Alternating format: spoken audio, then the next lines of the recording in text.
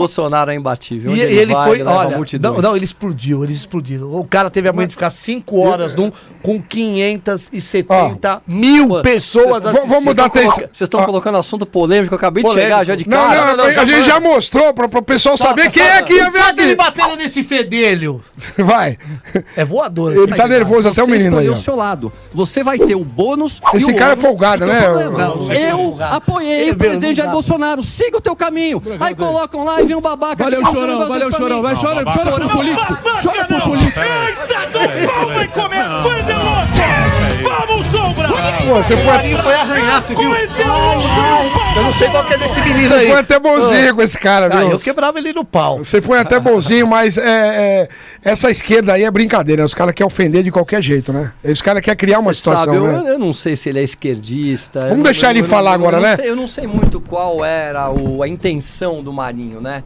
Mas a gente Ele percebeu, conseguiu, né? A gente percebeu, né, ao longo de vários programas com várias pessoas de direita, que ele sempre era muito agressivo. E quando você é convidado para ir a um programa de televisão, um programa de rádio, eu acho que deve haver, sim, perguntas polêmicas, não tenha dúvida, mas deve haver o mínimo de respeito pela pessoa que é convidado.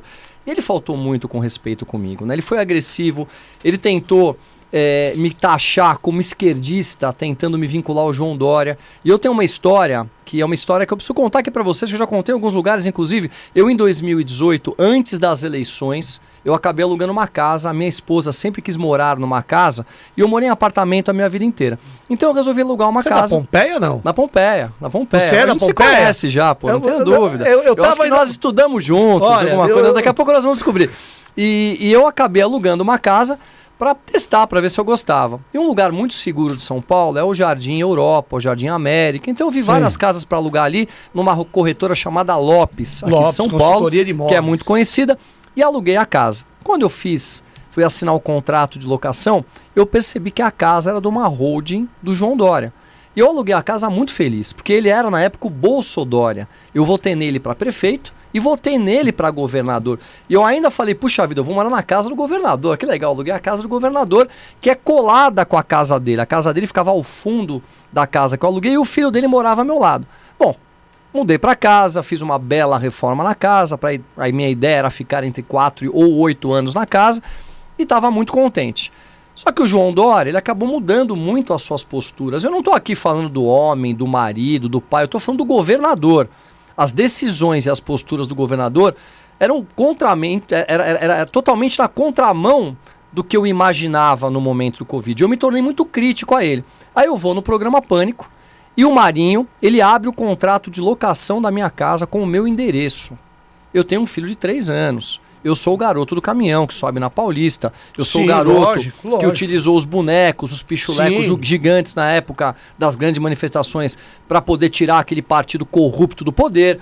E ele fazer aquilo comigo me tocou demais. Poxa, eu tenho um filho pequeno e tal. Tocar no lado pessoal, no lado pessoal, porque o objetivo, quando você não pode levar isso pro lado pessoal, né? Quando você discute política, você discute ponto de vista, não lado pessoal. O doutor Olim falou assim, nós não somos inimigos, nós somos divergentes. Não tenha dúvida. Não é? Ele pode ser divergente seu, mas não pode levar na tua vida pessoal e expor a sua família.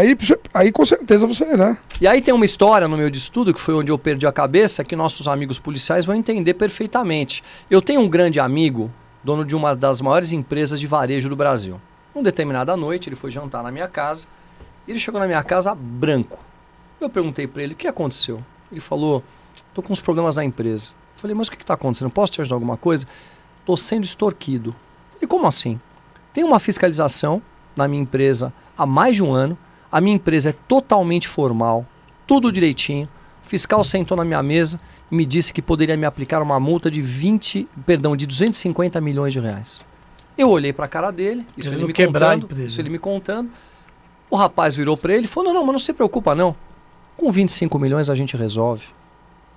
Olha só. E ele ainda disse para ele, 10% do que ele quer. Eu não tenho nem condição de te pagar, eu não tenho caixa 2. Ele falou, não se preocupa. Você vai comprar na fábrica de um amigo meu sacolas plásticas? Você compra sacola plástica, não compra?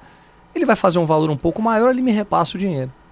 E ele chegou na minha casa apavorado, porque quem trabalha, quem tem integridade, quem faz uma empresa séria, né, que era o caso dele. E eu disse a ele o seguinte, eu falei, olha, enquanto nós tivermos esse governo, que é um governo sério, onde nós temos lá o presidente Jair Bolsonaro, nós temos o Paulo Guedes, que é quem cuida da parte econômica Você elogia ele, inclusive, né? Muito. Quem é o responsável por toda a parte da Receita Federal? Na época nós tínhamos o Tostes lá, que era um homem muito sério. Falei, vamos denunciar esses caras. Ele falou, puxa vida, Tomé, eu tenho medo, né? A segurança da minha família. Eu falei, vou te dizer um negócio. Esses fiscais são tudo bundão. Esse cara mora na rua de trás. É tudo Zé Ruela. O filho estuda na rua de trás. É só assim que a gente e o vai cara se acertar o país. apropria, né, do que não é dele porque ele tem uma caneta na mão. Vamos denunciar. Por que isso? Nós somos pessoas que trabalhamos, geramos emprego, oportunidade e vamos aqui Tinha que ficar ter sendo prendido em extorquidos. flagrante esses caras. Esse meu amigo criou coragem, falou, tá bom, nós fomos a Brasília, fizemos uma denúncia efetiva, né, nos caminhos corretos ali da Receita, foi atendida a denúncia e hoje tem mais de 10 pessoas na cadeia por conta dessa denúncia. E o Marinho, ele vira no programa e diz assim, conta aí, Tomé, o que você foi fazer em Brasília com o teu amiguinho varejista? Você foi lá o quê? Pedir perdão de imposto? Ele achava que a minha régua era a mesma régua, eventualmente, dele ou da família dele. Só que a minha régua não é essa. A minha régua é da integridade, é do garoto do caminhão, que luta pelo Brasil, que dá a cara pra bater. E aí eu contei toda essa história ao vivo, como eu tô contando aqui. Só que aí eu parei pra pensar, eu falei, meu Deus, acabaram de abrir o endereço da minha casa em cadeia nacional. E eu tô me colocando como uma pessoa, né, que foi quem denunciou uma quadrilha em cadeia nacional. Eu fiquei muito nervoso, pensei no meu filho que tem 3 anos, me viveu na cabeça. Aí ele pega e me chama de chorão. Foi quando eu perdi a cabeça, levantei, aí foi a cena toda que vocês viram. Mas eu tenho uma coisa importante pra contar pra vocês. Eu tenho vergonha do que eu fiz. Eu não foi teria. bonito. Ah, não foi, não teria. Sabe por quê? Eu sempre procurei ser um exemplo de homem, de pessoa, de respeito, de integridade. Nós temos que ser respeito. E eu acabei demonstrando para muitas pessoas que estavam assistindo que a gente pode resolver as coisas com violência. Esse não é o Tomé. Claro que muita gente bateu nas minhas costas, parabéns, eu queria estar lá com você devia ter batido nele e tal. Mas a minha atitude como ser humano, como exemplo que eu desejo ser, não foi a melhor possível. Não é isso que eu quero passar para os jovens, que a gente resolve as coisas na porrada. Então eu me sinto muito envergonhado, inclusive eu peço desculpas aqui mais uma vez ao público que nos assiste pela atitude. Agora é claro que lavou a alma de muita gente. Não, eu vou te falar, se